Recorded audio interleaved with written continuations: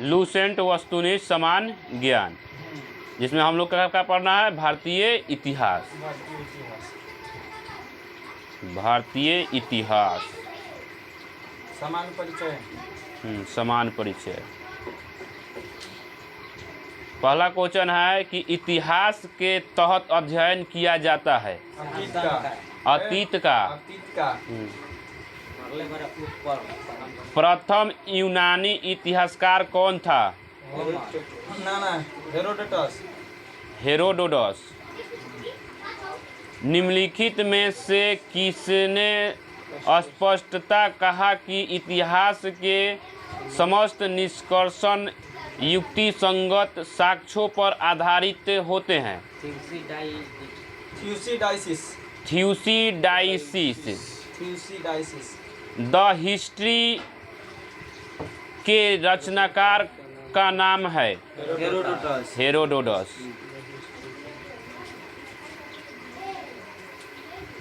इतिहास के पिता की पदवी सही अर्थों में निम्न में से किससे संबंधित है? हेरोडोटस से। इतिहास अपने को दोहराता है, यह किसका कथन है? हीगेल का। हम इतिहास से यही सीखते हैं कि आदमी इतिहास से कभी कुछ नहीं सीखता। यह कथन किसका है? हीगेल का। किसका कथन है समस्त इतिहास वर्ग संघर्ष का इतिहास है? Karl Marx. निम्नलिखित में से कौन सा एक इतिहास के विषय में मार्क्स के दृष्टिकोण का साक्ष्य वर्णन करता है?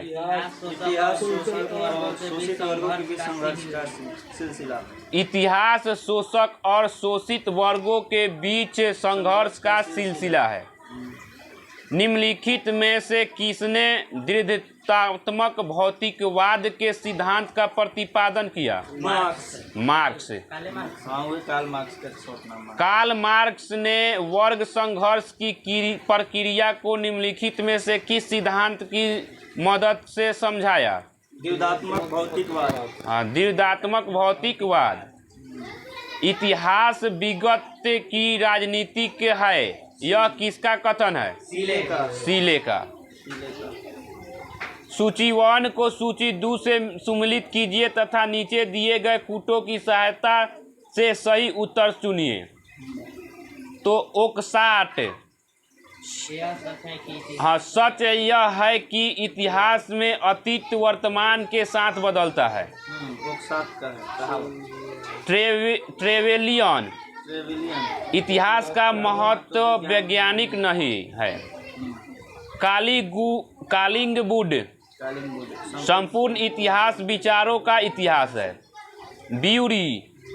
इतिहास स्वतंत्र मात्रा एक विज्ञान है, इससे कम नहीं और इससे अधिक नहीं। किस इतिहास दर्शन शास्त्र ने कहा था समस्त इतिहास से समकालीन इतिहास है? बेनेडिक्टो क्रोचे। इतिहास अतीत एवं वर्तमान के बीच अंतहीन वार्ता है, यह किसने कहा था? ईएचकार।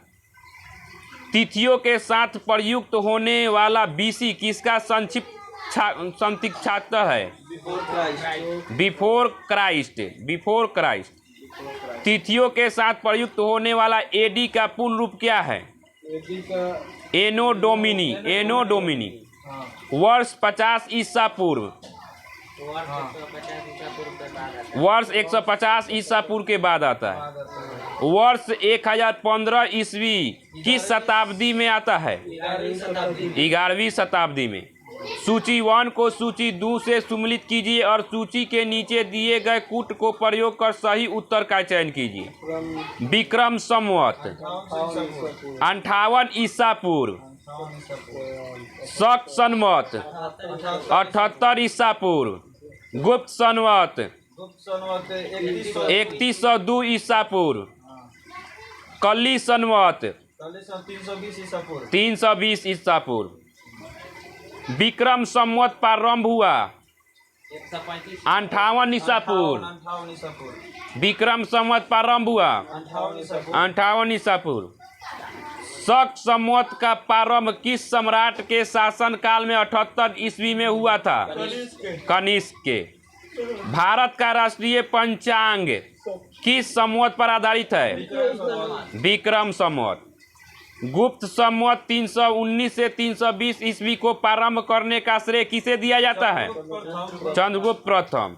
चंद्रगुप्त प्रथम ने गुप्त संवत का प्रारंभ किस उपलक्ष्य में किया? अपने राजरोहण के स्मारक के रूप अपने राजरोहण के स्मारक के रूप में। निम्न कथनों पर विचार कीजिए तथा नीचे दिए गए कूट से सही मिलान कीजिए। तो पहल का है कि विक्रम संवत 58 ईसा पूर्व से आरंभ हुआ, सही है। शक संवत सन 78 से आरंभ हुआ, सही है। सही है। गुप्त संवत सन 319 से आरंभ हुआ, सही है। ये भी सही है। 1 2 3 तीनों सही है। 1 2 3 तीनों सही है। हर्षवर्धन ने 606 ईस्वी में हर्ष संवत की स्थापना किस उपलक्ष्य में की थी? अपने राजरोहण के उपलक्ष्य। अपने राजरोहण के उपलक्ष्य में। निम्नलिखित में वह कौन सा संवत है जो कलचुरियों द्वारा प्रयुक्त किए जाने के कारण कलचुरी संवत भी कहलाता है? हाँ, त्रैकुटक संवत। चालुक्य विक्रम संवत का प्रचलन किसने किया? विक्रमादित्य छठा। निम्नलिखित में से किसे एक नए संवत चलाने का यश प्राप्त है? लक्ष्मण सेन।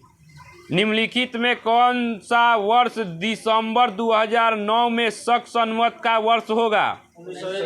1931। विक्रम संवत 2030 ईस्वी 2070 ईस्वी को संवत के रूपांतरित करने पर मान होगा 2013 ईस्वी।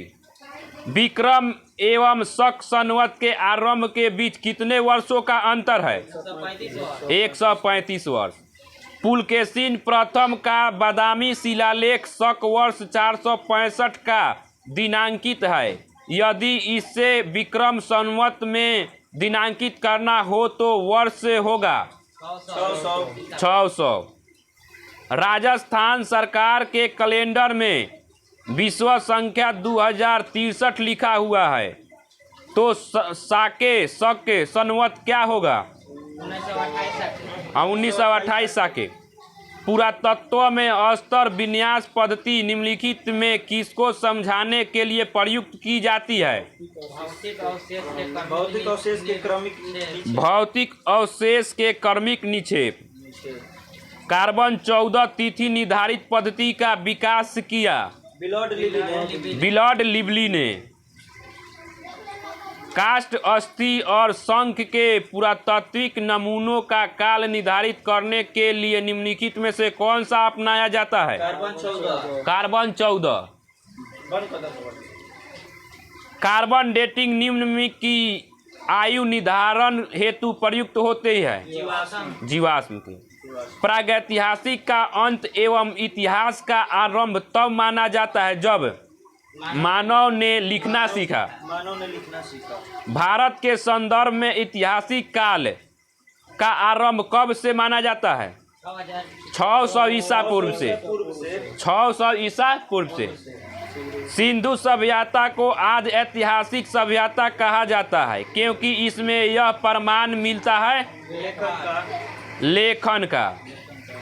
शक संवत पर आधारित राष्ट्रीय पंचांग का एक चैत्र ग्रेगोरियन कैलेंडर की निम्नलिखित तिथियों में से किस एक के तदनुरूप है? 22 मार्च अथवा 21 मार्च। किसने इतिहास को प्राचीन, मध्यकालीन और आधुनिक 3 भागों में बांटकर देखने का रिवाज चलाया? सेलेरियस ने। ऐतिहासिक स्रोत। बीते हुए युगों की घटनाओं के संबंध में जानकारी देने वाले स्रोतों को कहा जाता है ऐतिहासिक स्रोत। निम्नलिखित में से कौन सा कथन सत्य है? साहित्यिक स्रोतों की तुलना में पुरातात्विक स्रोत अधिक प्रमाणित होते हैं। किस वेद में प्राचीन वैदिक युग की संस्कृति के बारे में सूचना दी गई? ऋग्वेद। निम्नलिखित में से कौन सा ग्रंथ श्रुति ग्रंथ का अंग नहीं माना जाता है? पुराण। निम्नलिखित में से कौन सा ग्रंथ यह दावा करता है जो उस ग्रंथ में है वह विश्व में है और जो उस ग्रंथ में नहीं है वह विश्व में अलभय है? महाभारत। त्रिपिटक धर्म ग्रंथ है बौद्धों का। जातक किसका ग्रंथ है? बौद्धों का। मिलिंद पन्हो या मिलिंद के प्रश्न राजा मिलिंद और किस बौद्ध भिक्षु के मध्य संवाद के रूप में है? नाग से। निम्नलिखित में किसकी तुलना मैकियावेली के प्रिंस से की जाती है? कौटिल्य का अर्थशास्त्र। कौटिल्य के अर्थशास्त्र में किस पहलू पर प्रकाश डाला गया? राजनीतिक नीतियाँ। कलहन की पुस्तक का नाम क्या है? राजतरंगिणी। अष्टाध्यायी किसके द्वारा लिखी गई है? पाणिनि द्वारा। महाभाष्य के रचनाकार का नाम क्या है? पतंजलि। कालिदास द्वारा रचित मालविकाग्निमित्रम नाटक का नायक था?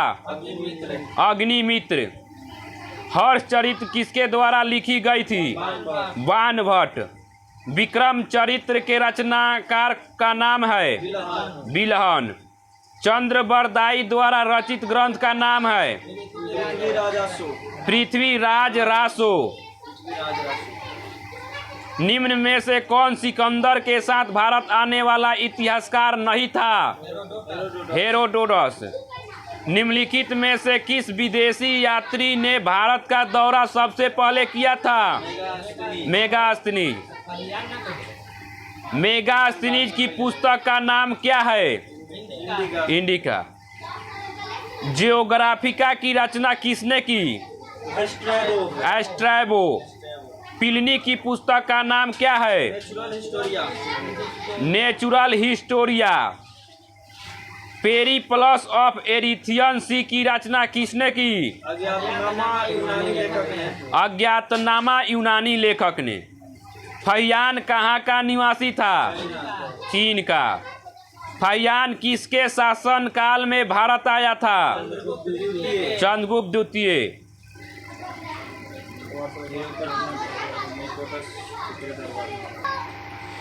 हर्षवर्धन के समय में कौन सा चीनी यात्री भारत आया था? हेनसोंग। 9वीं सदी में भारत आए अरब यात्री सुलेमान ने किस साम्राज्य को रूहमा कहकर संबोधित किया? पाल। अल बेरूनी किसके शासन काल में इतिहासकार था? महमूद गजनवी। यात्री इब्न बतूता कहाँ से आया था? मोरक्को। दक्षिण अफ्रीकी यात्री इब्न बतूता किसके शासन काल में भारत आया था? मुहम्मद बिन तुगलक। फारस के सुल्तान मिर्जा शाहरुख के राजदूत अब्दुल रज्जाक 1443 से 44 ईस्वी ने किस विजयनगर सम्राट के शासनकाल में विजयनगर की यात्रा की? देवराय द्वितीय। भारतीय पुरातत्व सर्वेक्षण की स्थापना कब हुई? 1861 ईस्वी में। भारतीय पुरातत्व का जनक किसे कहा जाता है? Alexander Cunningham. निम्नलिखित विद्वानों में हड़प्पा सभ्यता का सर्वप्रथम खोजकर्ता कौन था? दयाराम साहनी। हड़प्पा सभ्यता की खोज किस वर्ष में हुई? 1921 ईस्वी में।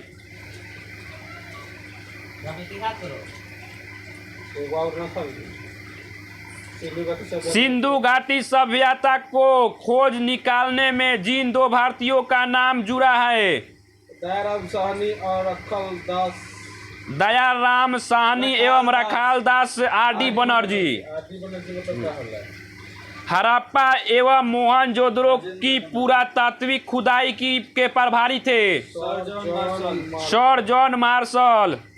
न्यूमिस्मेटिक क्या है? सिक्कों व धातुओं का अध्ययन। एशिया माइनर स्थित बोगाजकोई का महत्व इसीलिए है कि वहाँ से जो अभिलेख प्राप्त हुए हैं उनमें 4 वैदिक देवताओं इंद्र, वरुण, मित्र, मत्स्य का उल्लेख मिलता है। हाँ, वहाँ से जो अभिलेख प्राप्त हुए हैं उनमें 4 वैदिक देवताओं इंद्र, वरुण, मित्र व नासत्य का उल्लेख मिलता है। अशोक के शिलालेखों को पढ़ने वाला प्रथम अंग्रेज कौन था? James Prinsep. अशोक के अधिकांश अभिलेख किस भाषा व लिपि में है? प्राकृति व ब्राही। कहाँ से अशोक के द्विभाषाई ग्रीक व एवं अरमाइक अभिलेख प्राप्त हुए हैं? सर ए कूना कंधार से। अशोक के मनसेहरा पाकिस्तान एवं शहबाजगढ़ी पाकिस्तान से प्राप्त शिलालेखों में किस लिपि का प्रयोग किया गया? खरोष्टी। प्राचीन भारत में कौन सी एक लिपि दाईं से बाईं ओर लिखी जाती है? खरोष्टी। हेलियोडोरस का बेसनगर अभिलेख संदर्भित है केवल वासुदेव से। निम्नलिखित में कौन सा अभिलेख कलिंग नरेश खारवेल से संबंधित है? हाथी गुफा। सर्वप्रथम भारत में विशुद्ध संस्कृत भाषा में लंबा अभिलेख किस राजा द्वारा जारी किया गया है? शक छत्रपर रुद्रदमन द्वारा। काव्य शैली का प्राचीनतम नमूना किसके अभिलेख में मिलता है? रुद्रदमन के। निम्नलिखित में से किस अभिलेख में चंद्रगुप्त मौर्य और अशोक दोनों का उल्लेख मिलता है? महाक्षत्रप रुद्रदमन का जूनागढ़ अभिलेख में। समुद्रगुप्त की सैनिक उपलब्धियों का वर्णन उसके किस अभिलेख में उपलब्ध है? प्रयाग के। प्रयाग प्रशस्ति अभिलेख का लेखक हरिसेन किस शासक का दरबारी कवि था? समुद्रगुप्त का। मेहरौली दिल्ली स्थित लौह स्तंभ का निर्माण किस सदी में हुआ? चतुर्थ सदी ईस्वी। दिल्ली के मेहरौली के कुवत उल इस्लाम मस्जिद के प्रांगण में स्थित प्रसिद्ध लौह स्तंभ किसकी स्मृति में है? चंद्र के। सती प्रथा का पहला पुरातात्विक उल्लेख कहाँ मिलता है? एरन अभिलेख से। एरन अभिलेख का संबंध किस शासक से है? भानुगुप्त। एहोल प्रशस्ति का रचयिता रवि कीर्ति किस चालुक्य शासक का दरबारी कवि था? पुलकेशिन द्वितीय। हर्ष एवं पुलकेशिन द्वितीय के मध्य हुए संघर्ष की जानकारी कहाँ से मिलता है? एहोल अभिलेख से। कवि कालिदास के नाम का उल्लेख किस लेख में हुआ? एहोल के उत्कीर्णन लेख में। अभिलेखों को ऐतिहासिक प्राकथन के साथ प्रारंभ करने की परंपरा का सूत्रपात किसने किया? राजराजा प्रथम। कहाँ से प्राप्त अभिलेख में महासभा की कार्य प्रणाली के विषय में विस्तृत जानकारी मिलता है? उत्तर मेरू। भारत में सिक्कों का प्रचलन कब आरंभ हुआ? 600 ईसा पूर्व में। भारत में प्राचीनतम मुद्रा माना जाता है आहत सिक्के। भारत में सर्वप्रथम स्वर्ण मुद्राएं किसने चलाई? Indo Bactrian. निम्नलिखित में किसने सोने के सर्वाधिक शुद्ध सिक्के जारी किए? कुषाण। सातवाहनों के समय मुद्रा सर्वाधिक किस धातु के बने? सीसा। निम्नलिखित में किसने बड़े पैमाने पर स्वर्ण मुद्राएं चलाई थी? कुषाण शासकों ने। अब हम लोग भारतीय राज व्यवस्था, भारत का संवैधानिक इतिहास। B.R. अम्बेडकर और महात्मा गांधी के मध्य सन 1932 में हस्ताक्षरित पूर्णा समझौता में प्रावधान था हरिजनों के लिए आरक्षण सहित संयुक्त निर्वाचन क्षेत्र का।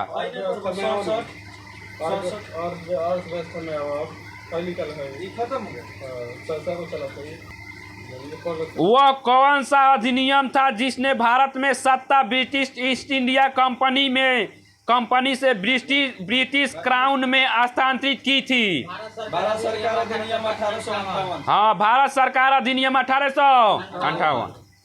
निम्नलिखित में से किस अधिनियम द्वारा भारत के गवर्नर जनरल को अध्यादेश जारी करने की शक्ति प्रदान की गई? भारतीय परिषद अधिनियम 1861। यह सिद्धांत की स्वतंत्र भारत के लिए नए संविधान को तैयार करना मुख्यतः, यद्यपि अकेले नहीं, खुद स्वयं भारतीयों की जिम्मेवारी होनी चाहिए। पहली बार निम्नलिखित में से किस एक में स्वीकार किया गया था? लिलिथगो का अगस्त प्रस्ताव। रेगुलेटिंग एक्ट पारित किया गया 1773 ईस्वी में। भारत के गवर्नर जनरल को किस एक्ट के द्वारा अपनी समिति के निर्णय को अस्वीकार करने का अधिकार मिला? 1786 का एमेंडमेंट एक्ट। महारानी विक्टोरिया को भारत की सामग्री नियुक्त किया गया 1876 ईस्वी में। सामग्री विक्टोरिया ने 1858 की घोषणा में भारतीयों को बहुत सी चीजें दिए जाने का आश्वासन दिया था। निम्न आश्वासनों में से कौन सा ब्रिटिश शासन ने पूरा किया था? देसी रजवाड़ों की यथास्थिति बनाए रखी जाएगी। देसी रजवाड़ों की यथास्थिति बनाए रखी जाएगी। मिंटो माले सुधार का उद्देश्य क्या था? पृथक निर्वाचन प्रणाली। माले मिंटो सुधार बिल किस वर्ष पारित किया गया? 1909 ईस्वी में। मुसलमानों के लिए अतिरिक्त निर्वाचन मंडल प्रारंभ में किसके द्वारा लाया गया था? मार्ले मिंटो सुधार 1909। माले मिंटो सुधार 1909। 1909 के इंडियन काउंसिल एक्ट में किस बात की व्यवस्था की गई थी? सांप्रदायिक प्रतिनिधित्व। मॉन्टेग्यू चेम्सफोर्ड सुधार में प्रावधानों का सार था? प्रांतों में दोहरा शासन। 1946 का कैबिनेट मिशन 3 मंत्रियों से गठित था। निम्नलिखित में से कौन सा इसका सदस्य नहीं था? लॉर्ड एमरी नहीं था। कैबिनेट मिशन योजना के विषय में कौन सा सही नहीं है? पाकिस्तान की स्वीकृति सही नहीं है। भारत का संविधान लागू होने तक स्वतंत्रता के पश्चात इसका शासन किसके अंतर्गत चलाया गया? 1935 के भारत सरकार अधिनियम के अनुसार भारतीयों को वर्ष 1947 में सार्वभौम सत्ता सौंपने की योजना निम्न में से किस नाम से जानी गई? माउंटबेटन योजना। कौन सुमेल नहीं है? Simon commission. भारत विभाजन सुमेलित नहीं है। भारत शासन अधिनियम 1919 के अंतर्गत विधायिका का अंतिम निर्वाचन किस वर्ष में किया गया था? 1945। अखिल भारतीय महासंघ स्थापित करने का प्रावधान शामिल किया गया था? भारत सरकार अधिनियम 1935। भारत सरकार अधिनियम 1935 में। निम्न में से किस अधिनियम के केंद्र में द्वैध शासन प्रणाली को स्थापित किया गया? भारत शासन अधिनियम 1935। भारत शासन अधिनियम 1935। संघीय प्रणाली का पहला प्रयास भारत सरकार अधिनियम डैश द्वारा किया गया था 1935 ईस्वी। किस अधिनियम की प्रमुख विशेषता प्रांतीय स्वायत्तता थी? 1935 ईस्वी। भारत में सचिव का पद किसके द्वारा निर्मित किया गया था? भारत सरकार अधिनियम 1858। किस भारत सरकार अधिनियम के तहत पहली बार विधायिका में कुछ निर्वाचित प्रतिनिधित्व की मंजूरी दी गई? भारत सरकार अधिनियम 1909। भारत शासन अधिनियम 1935 द्वारा स्थापित संघ में अवशिष्ट शक्तियां किसे दी गई थी? गवर्नर जनरल को। किस अधिनियम को मॉन्टेग्यू चेम्सफोर्ड सुधार के नाम से जाना जाता है? भारत शासन अधिनियम 1919। सूची 1 तथा सूची 2 का सुमेल कीजिए तथा नीचे दिए गए कुछ सा सही उत्तर चुनिए। अगस्त घोषणा, लॉर्ड मॉन्टेग्यू। अगस्त प्रस्ताव, लॉर्ड लिलिथगो। अगस्त संकल्प, महात्मा गांधी। प्रत्यक्ष कार्यवाही दिवस, मोहम्मद अली जिन्ना। किस भारत सरकार अधिनियम के तहत पहली बार विधायिका में कुछ निर्वाचित प्रतिनिधि की मंजूरी दी गई? मिलान करना है तो भारत सरकार अधिनियम 1919। प्रांतों में द्वैध शासन, भारत सरकार अधिनियम 1919। प्रांतों में द्वैध शासन, भारत सरकार अधिनियम 1935। स्वायत्ता, प्रांतीय स्वायत्ता। मिंटो माले सुधार 1909। सांप्रदायिक निर्वाचन, भारत परिषद अधिनियम 1861। सती प्रथा का अंत, भारत सरकार अधिनियम 1858। ब्रिटिश शासन शक्ति में आया। संविधान सभा 1922 ईस्वी में निम्नलिखित में से किसके द्वारा यह उद्गार व्यक्त किया गया कि भारतीय संविधान भारतीयों की इच्छा अनुसार होगा? महात्मा गांधी। 1924 ईस्वी में किसके द्वारा ब्रिटिश सरकार से यह मांग की गई कि भारतीय संविधान के निर्माण के लिए संविधान सभा का गठन किया जाए? मोतीलाल नेहरू। संविधान सभा के विचार का औपचारिक रूप से प्रतिपादन किसके द्वारा किया गया? एम.एन. राय। संविधान सभा को किसने मूर्त रूप प्रदान किया? जवाहरलाल नेहरू। कांग्रेस ने किस वर्ष किसी प्रकार के हस्तक्षेप के बिना भारतीय जनता द्वारा संविधान के निर्माण की मांग को लेकर प्रस्ताव पारित किया? 1936 ईस्वी। 1938 में किस व्यक्ति ने वयस्क मताधिकार के आधार पर संविधान सभा के गठन की? जवाहरलाल नेहरू। वर्ष 1942 में किस योजना के तहत यह स्वीकार किया गया कि भारत में एक निर्वाचन संविधान सभा का गठन होगा जो युद्धोपरांत संविधान का निर्माण करेगी? क्रिप्स योजना। संविधान सभा के गठन की मांग सर्वप्रथम 1895 में किसके द्वारा प्रस्तुत की गई? बाल गंगाधर तिलक। भारत की संविधान सभा गठित करने का आधार क्या था? Cabinet mission plan 1946। Cabinet mission plan 1946। Bharat की संविधान सभा किसके अनुसार गठित की गई? कैबिनेट मिशन योजना। कैबिनेट मिशन योजना। सन 1936 में भारतीय राष्ट्रीय कांग्रेस द्वारा संविधान सभा के गठन की मांग कहां पर हुए अधिवेशन में रखी गई? फैजपुर। कैबिनेट मिशन योजना के अनुसार संविधान सभा में कुल कितने सदस्य होते थे? 389। प्रस्तावित मूल संविधान में कुल सदस्यों का विभाजन किस प्रकार होना निश्चित हुआ? उपयुक्त सभी। ब्रिटिश प्रांतों के 292 प्रतिनिधि, देशी रियासतों के 93 प्रतिनिधि, देशी रियासतों के 93 प्रतिनिधि, मुख्य कमिश्नरी क्षेत्रों के 4 प्रतिनिधि, मुख्य कमिश्नरी क्षेत्रों के 4 प्रतिनिधि। संविधान सभा में विभिन्न प्रांतों के लिए 292 सदस्यों का निर्वाचन होना था। इनमें से कांग्रेस के कितने प्रतिनिधित्व निर्वाचित होकर आए? 208। पुनः गठन के फलस्वरूप वर्ष 1947 में संविधान सभा के सदस्यों की संख्या कितनी रह गई? 299। संविधान सभा पुनः गठित में देशी रियासतों के लिए कितने प्रतिनिधित्व थे? 70। पुनः गठित संविधान सभा में विभिन्न प्रांतों के लिए कितने प्रतिनिधित्व थे? 229।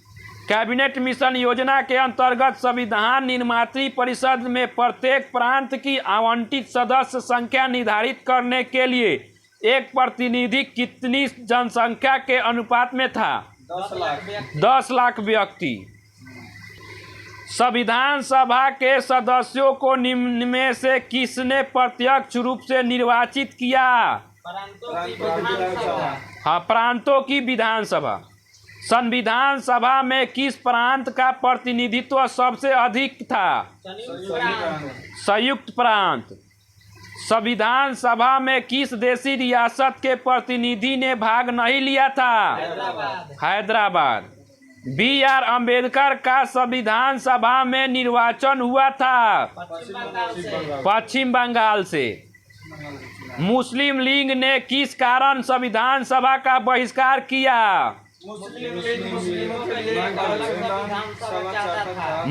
लीग मुस्लिमों के लिए एक अलग संविधान सभा चाहता था।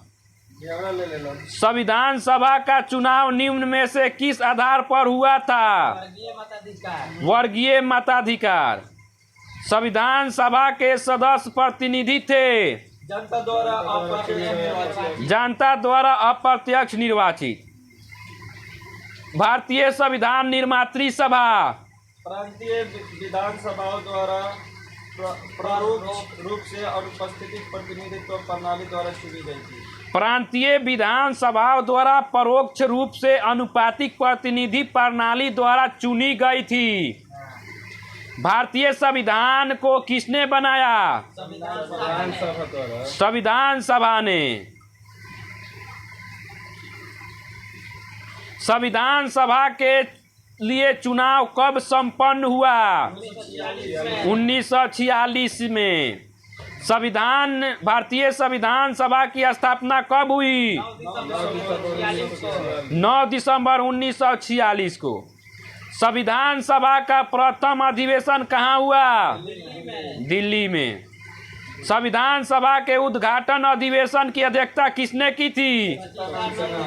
सच्चिदानंद सिन्हा। संविधान सभा का पहला सत्र हुआ था 9 दिसंबर 1946 को। संविधान सभा के अस्थायी अध्यक्ष कौन थे? सच्चिदानंद सिन्हा। संविधान सभा के अस्थायी अध्यक्ष कौन थे? डॉक्टर राजेंद्र प्रसाद। 11 दिसंबर 1946 को किसे संविधान सभा का अस्थायी अध्यक्ष चुना गया था? डॉक्टर राजेंद्र प्रसाद। संविधान सभा के संवैधानिक सलाहकार कौन थे? बेनेगल नरसिंह राव। संविधान सभा के चुने हुए अस्थायी अध्यक्ष कौन थे? डॉक्टर राजेंद्र प्रसाद। निम्नलिखित में से कौन संविधान सभा का सदस्य नहीं था? H. बेग। संविधान के विभिन्न पहलुओं के अध्ययन हेतु संविधान सभा ने कितनी समिति नियुक्त की थी? 13। संविधान सभा के प्रारूप मसविदा समिति की नियुक्ति कब की? 29 अगस्त 1947 को। भारतीय संविधान सभा की प्रारूप मसविदा समिति के अध्यक्ष थे डॉक्टर B.R. अम्बेडकर। संविधान सभा के प्रारूप या मसविदा समिति में सदस्यों की संख्या कितनी थी? 7। निम्नलिखित में से कौन भारतीय संविधान की प्रारूप समिति के सदस्य नहीं थे? डॉक्टर राजेंद्र प्रसाद। निम्नलिखित में से कौन प्रारूप मसविदा समिति के सदस्य नहीं था? जवाहरलाल नेहरू। संविधान की प्रारूप समिति के समक्ष प्रस्तावना का प्रस्ताव किसने रखा? जवाहरलाल नेहरू। संविधान सभा में सभी निर्णय किस आधार पर लिए गए थे? सहमति और समायोजना। संविधान सभा में उद्देश्य प्रस्ताव किसने प्रस्तुत किया? जवाहरलाल नेहरू। भारतीय संविधान सभा की संघीय शक्ति समिति के अध्यक्ष कौन थे? पंडित जवाहरलाल नेहरू। भारतीय संविधान को अपनाया गया। भारत को एक संविधान देने का प्रस्ताव संविधान सभा द्वारा पारित किया गया था 22 जनवरी 1947। संविधान निर्मात्री सभा में राष्ट्र ध्वज संबंधी तदर्थ समिति के अध्यक्ष थे डॉक्टर राजेंद्र प्रसाद। राष्ट्रीय झंडे की अभिकल्पना को भारत की संविधान सभा में ग्रहण किया गया था जुलाई 1947 में। भारत की संविधान सभा ने किस तिथि को राष्ट्रीय ध्वज को अपनाया? 22 जुलाई 1947। संविधान सभा ने संविधान को अंतिम रूप से किस दिन पारित किया? 26 नवंबर 1949। संविधान सभा अंतिम रूप से किस दिन आखिरी बार मिली? 24 जनवरी 1950। संविधान सभा ने कितने उपस्थित सदस्यों ने संविधान पर हस्ताक्षर किया? 284।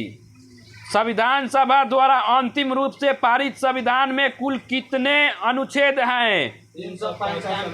395 अनुच्छेद और 8 अनुसूचियां।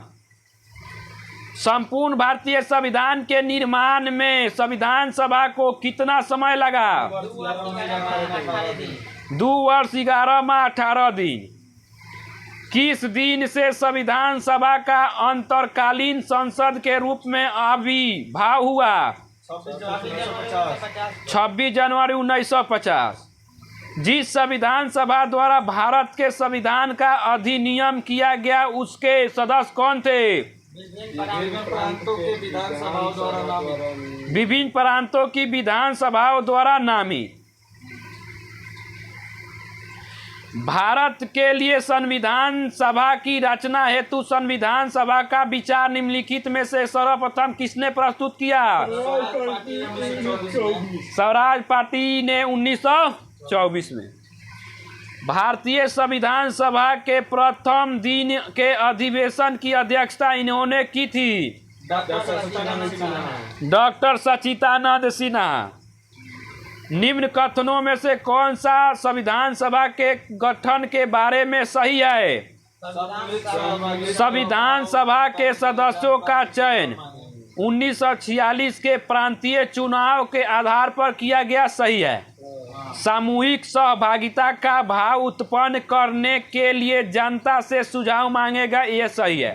1 और 4 सही है। निम्नलिखित कथनों में से कौन सा एक सही है? वर्ष 1946 में प्रांतीय सभा द्वारा भारत की संविधान सभा चुनी गई। भारत के संविधान का निर्माण किसे माना जाता है? B.R. अम्बेडकर। संविधान पांडुलेखन समिति का निम्नलिखित में से कौन सा सदस्य नहीं था? जवाहरलाल नेहरू। भारत का संविधान लागू हुआ था 26 जनवरी 1950 ईस्वी को। संविधान को 26 जनवरी के दिन लागू करने का निर्णय इसीलिए किया गया क्योंकि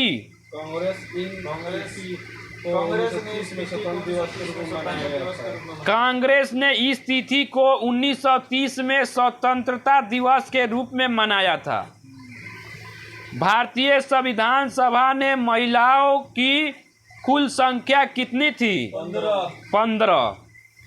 इनमें से किसने संविधान सभा में यह कहा था कि 26 जनवरी 1950 को भारत अंत विरोधी विरोधाभास के जीवन काल में प्रविष्ट हो रहा था? Doctor B.R. अम्बेडकर।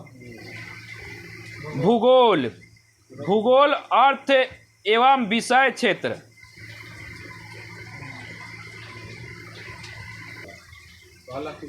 भूगोल का जनक किसे कहा जाता है? हिकेटियस।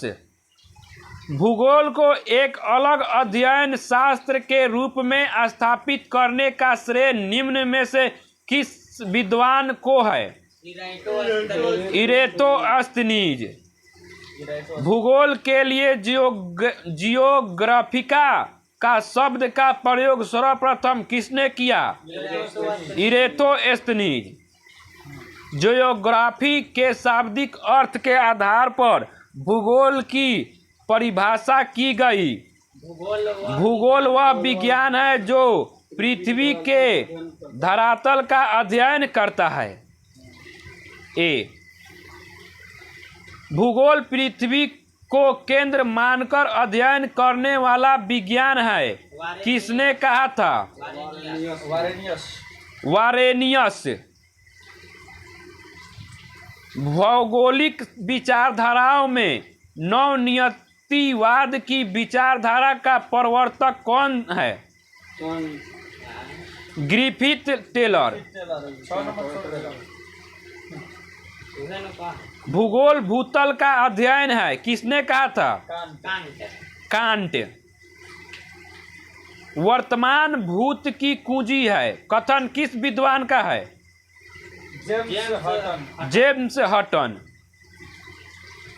स्थल रूप संरचना प्रक्रम तथा अवस्था का प्रतिफल होता है। कथन किसका है? W.M. डेविस। यदि इतिहास कब का वैज्ञानिक अध्ययन प्रस्तुत करता है तो भूगोल कहाँ का वैज्ञानिक एवं तार्किक अध्ययन है। कथन निम्नलिखित में से किस विद्वान का है? कार्ल सावर। भू आकृति विज्ञान का जन्मदाता किसे माना जाता है? पेसेल। रुको और जाओ नियतिवाद की विचारधारा के प्रतिपादक कौन है? Griffith Taylor. भूगोल को मानव पारिस्थितिकी के रूप में परिभाषित करने वाला विद्वान कौन है? H.H. बैरोज। गणितीय भूगोल का प्रारंभकर्ता निम्न में से कौन है? थेल्स। चूंकि मानव पृथ्वी पर निवास करता है अतः पृथ्वी पर निर्भर है। कथन किसका है? जीन ब्रूनसा। हाँ, ब्रूनसा। क्षेत्रीय भूगोल का पिता निम्न में से किस भूगोल वेता को कहा गया? Karl Ritter. मानव भूगोल का संस्थापक निम्न में से किसको कहा जाता है? Karl Ritter. मानव भूगोल अस्थायी पृथ्वी एवं चंचल मानव के पारस्परिक परिवर्तनशील संबंधों का अध्ययन है। कथन किसका है? कुमारी सेमपुल। सौरमंडल। सौर प्रणाली के खोजकर्ता किसने की? कोपरनिकस। सूर्य के चारों ओर घूमने वाले खगोलीय पिंड क्या कहलाते हैं? उपग्रह। बॉलबर्ग। किसी ग्रह के चारों ओर परिक्रमा करने वाले छोटे आकाशीय पिंड को क्या कहते हैं? उपग्रह। उपग्रह। ग्रहों की गति का नियम किसने प्रतिपादित किया? केपलर। सूर्य के चारों ओर घूमने वाले ग्रहों की कुल संख्या कितनी है? 7।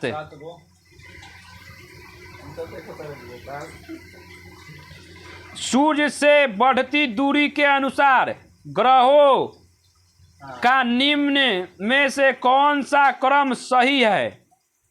बुध, शुक्र, पृथ्वी, मंगल। बुध, शुक्र, पृथ्वी, मंगल।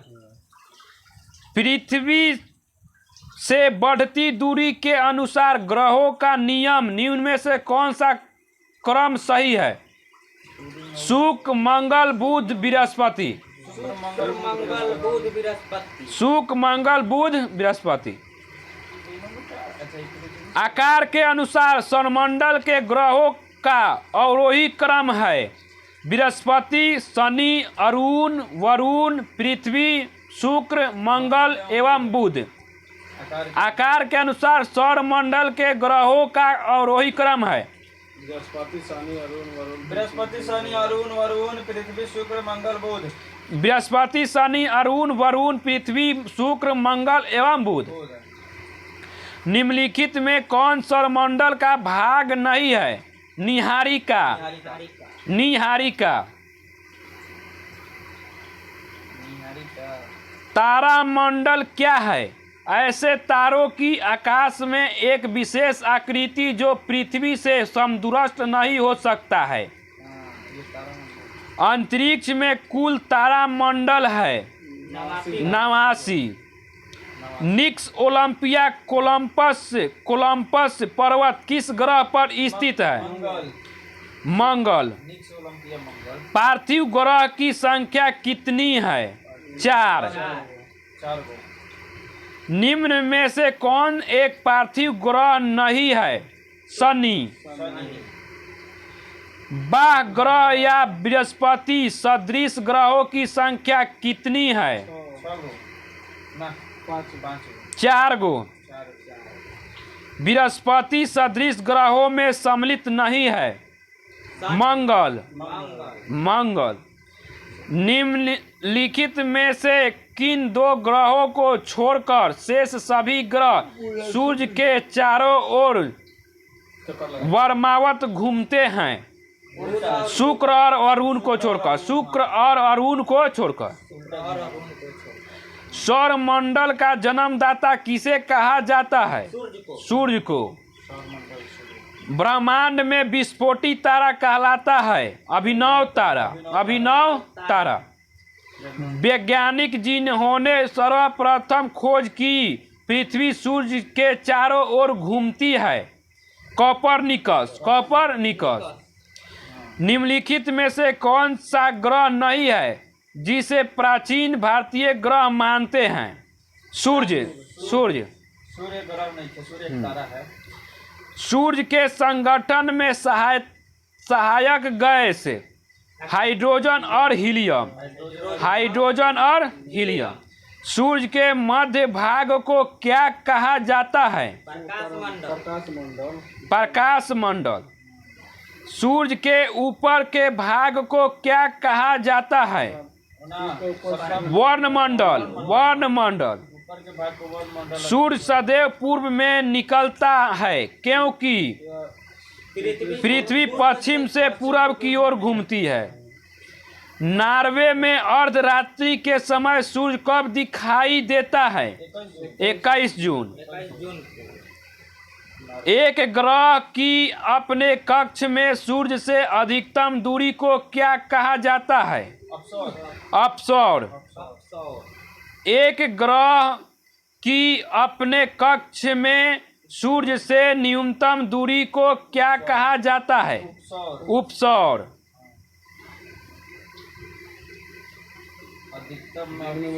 निम्न में से किनके बीच की औसत दूरी को खगोलीय एकक कहा जाता है?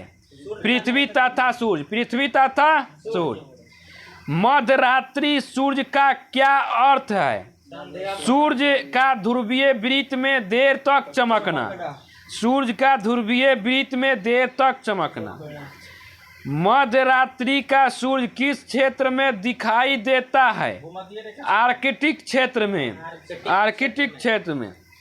सूर्य में काला धब्बा क्या है? धब्बे वे स्थान है जो प्रकाश उत्सर्जित करने में असमर्थ है। सूर्य के रासायनिक मिश्रण में हाइड्रोजन का प्रतिशत कितना है? 71%। 71%। निम्नलिखित में से कौन सा एक तारा है? सूर्य। हाँ। सौर पृष्ठ पर लगभग कितना तापमान होता है? 6000 डिग्री सेल्सियस। सूर्य की सतह पर हाइड्रोजन के अलावा दूसरा कौन सा तत्व बहुत यातायात में पाया जाता है? हीलियम। हीलियम। हाइड्रोजन और सूर्य प्रकाश धरती पर पहुंचने में कितना समय लगता है? 8.3 8.3। सूर्य के सबसे पास कौन सा ग्रह है? बुध। बुध नक्षत्र में एक वर्ष में दिनों की संख्या कितनी है? 88। किस ग्रह में चंद्रमा की तरह कलाएं होती है? बुध। निम्नलिखित में से कौन से ग्रहों के चारों ओर घूमने वाली उपग्रह नहीं है? बुध तथा शुक्र। बुध तथा शुक्र। निम्न में से कौन सा ग्रह सूर्य का चक्कर सबसे कम समय में लगाता है? बुध। सबसे तीव्र गति से सूर्य का चक्कर लगाने वाला ग्रह है बुध। निम्नलिखित में से किस ग्रह की परिभ्रमण गति सबसे अधिक है? बुध। झुकाव अधिक है। किस ग्रह का अक्षीय झुकाव सबसे अधिक है? बुध। चंद्रमा के सदृश दिखाई देने वाला ग्रह है बुध। सौरमंडल का कौन सा ग्रह लगभग पृथ्वी जितना बड़ा है? शुक्र। निम्नलिखित में से किस ग्रह को पृथ्वी का बहन कहा जाता है? शुक्र का। शुक्र। किस ग्रह को शाम का तारा कहा जाता है? शुक्र। भोर का तारा सबसे चमकीला ग्रह शुक्र। सूर्य तथा पृथ्वी के निकटतम ग्रह क्रमशः कौन है? बुध तथा शुक्र। यूरोपवासी किस ग्रह की पूजा देवी के रूप में करते हैं? शुक्र के। सौरमंडल का सबसे गर्म ग्रह शुक्र। सबसे नजदीक में रहेगा। सौरमंडल का सबसे गर्म ग्रह शुक्र। पृथ्वी के सबसे निकट कौन सा ग्रह है? शुक्र। पृथ्वी के सर्वाधिक निकट कौन सा ग्रह है? शुक्र। निम्नलिखित में से किस एक को भोर का तारा के नाम से जाना जाता है? शुक्र को। निम्नलिखित ग्रहों में से किसे सौंदर्य का देवता कहा जाता है? शुक्र को। सुपरनोवा है एक मृत प्राय तारा। सुपरनोवा है एक मृत प्राय तारा। उत्तरी ध्रुव की खोज किसने की थी? Robert peri. साउथ पोल पहुंचने वाला प्रथम व्यक्ति कौन है? एमंडसेन। हाँ। पृथ्वी के सबसे निकट खगोलीय पिंड है चंद्रमा। पृथ्वी की आकृति सर्वोत्तम ढंग से किस शब्द से स्पष्ट की जाती है? लध्यवक्ष गोलाभ से। लध्यवक्ष गोलाभ से। पृथ्वी सूर्य के परितः अपनी कक्षा में लगभग किस गति से चक्कर लगाती है? 1 डिग्री प्रतिदिन। 1 डिग्री प्रतिदिन।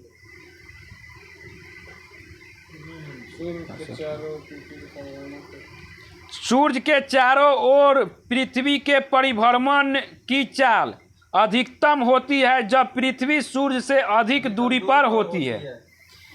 पृथ्वी के भ्रमण गति 27 किलोमीटर पर है। भूमध्य रेखा पर पृथ्वी का व्यास लगभग 12,800 किलोमीटर। सूर्य की परिक्रमा के दौरान पृथ्वी सूर्य से अधिकतम दूरी पर किस महीने में होती है? जुलाई। पृथ्वी की उपसौर स्थिति किस महीने में होती है? जनवरी। तारे पूर्व से पश्चिम में किस कारण ज्यादा दिखते हैं? पृथ्वी पश्चिम से पूर्व को घूम रही है। पृथ्वी पश्चिम से पूर्व को घूम रही है। गोलाभ पृथ्वी ध्रुवों पर चपटी होती है। यह इस तथ्य से स्पष्ट सिद्ध होता है पृथ्वी का भार ध्रुवों पर सर्वाधिक तथा विषुवत रेखा पर न्यूनतम होता है। पृथ्वी अपने अक्ष पर घूमती है पश्चिम से पूरब। आकार की दृष्टि से सौरमंडल में पृथ्वी का कौन सा स्थान है? तीसरा। पांचवा। किस ग्रह को नीला ग्रह भी कहा जाता है? पृथ्वी को। पृथ्वी स्थित है शुक्र एवं मंगल के मध्य। किस दिन पृथ्वी सूर्य के सबसे निकट होती है? 3 जनवरी। किस दिन पृथ्वी सूर्य के सबसे निकट होती है? 3 जनवरी। पृथ्वी सूर्य से अपनी अधिकतम दूरी पर होती है? 4 जुलाई। पृथ्वी सूर्य से अपनी अधिकतम दूरी पर होती है 4 जुलाई को। पृथ्वी सूर्य के इर्द गिर्द परिक्रमा करती है लगभग 365.25 दिन। 365.25 दिन में। पृथ्वी का प्राकृतिक उपग्रह है चंद्रमा। दिन व रात होने का कारण है पृथ्वी का अपने अक्ष पर घूमना। सूर्य के अतिरिक्त निकटतम सितारे से प्रकाश पृथ्वी तक पहुंचता है 4.2 वर्ष। सूर्य से पृथ्वी की दूरी कितनी है?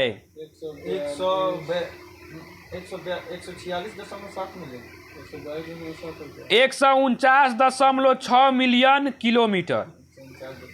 अपने अक्ष पर पृथ्वी एक चक्कर कितने समय में पूरा करती है?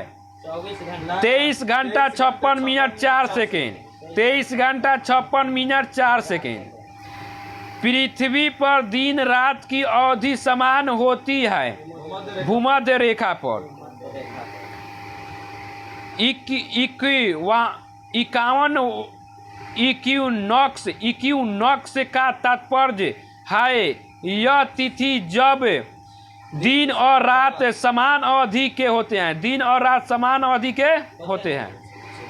दक्षिणी गोलार्ध में सबसे लंबा दिन कब होता है? 22 दिसंबर। भू कक्ष तल पर भू अक्ष का झुकाव होता है 66.5 डिग्री। पृथ्वी के उपग्रहों की संख्या कितनी है? एक चंद्रमा। 21 जून को दिन का प्रकाश उत्तरी ध्रुव पर दिखाई देता है 24 घंटे। 21 जून को दिन का प्रकाश उत्तरी ध्रुव पर दिखाई देता है 24 घंटा। पृथ्वी के सबसे निकट स्थित ग्रह शुक्र। दूरी की दृष्टि से तृतीय क्रम में कौन सा ग्रह है? पृथ्वी। दूरी की दृष्टि से तृतीय क्रम में कौन सा ग्रह है? पृथ्वी अपने परिक्रमण मार्ग पर परिक्रमा करते हुए अपने अक्ष द्वारा कक्षा तल पर कितने डिग्री कोण बनाती है? 66.5 डिग्री। निम्न में से किन तिथियों को सूर्य की किरणों विषुवत रेखा पर सीधी पड़ती है? 21 मार्च तथा 23 सितंबर। निम्नलिखित में से कौन सा तारा पृथ्वी के सर्वाधिक समीप है? सूर्य। यह किसने सर्वप्रथम प्रतिपादित किया कि सूर्य हमारे सौरमंडल का केंद्र है? कोपरनिकस। जब दिन और रात की अवधि बराबर होती है तो सूर्य की किरणें सीधी पड़ती है भूमध्य रेखा पर। यदि पृथ्वी एवं अंतरिक्ष के बीच से वायुमंडल को हटा हुआ माना जाए तो आसमान का रंग कैसा होगा? काला।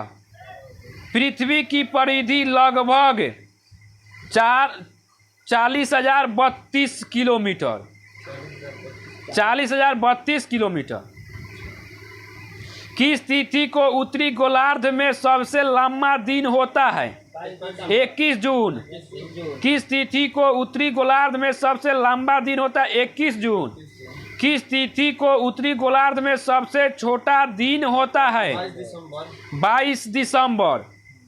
ध्रुवों पर दिन की अवधि होती है 6 माह। ध्रुवों पर दिन की अवधि होती है 6 माह। निम्नलिखित में से किस ग्रह का औसत घनत्व सबसे अधिक होता है? बुध। किसने सबसे पहले पृथ्वी की परिधि को मापा? एर्थोस्टोनीज। हाँ। पृथ्वी का ध्रुवीय व्यास उसके विषुवतीय व्यास से कितना कम है? 43 किलोमीटर। 43 किलोमीटर। पृथ्वी का विषुवतीय व्यास लगभग कितना है? 12,750 किलोमीटर। पृथ्वी का विषुवतीय व्यास लगभग कितना है? 12,750 किलोमीटर। पृथ्वी को उसके काल्पनिक अक्ष पर घूमने को क्या कहते हैं? घूर्णन। घूर्णन। पृथ्वी की अपनी कक्षा में गति पश्चिम से पूरब। पश्चिम से पूरब। पृथ्वी तथा सूर्य के मध्य सर्वाधिक दूरी किसके दौरान होती है? अवसर। पृथ्वी तथा सूर्य के मध्य सर्वाधिक दूरी किसके दौरान होती है? अवसर।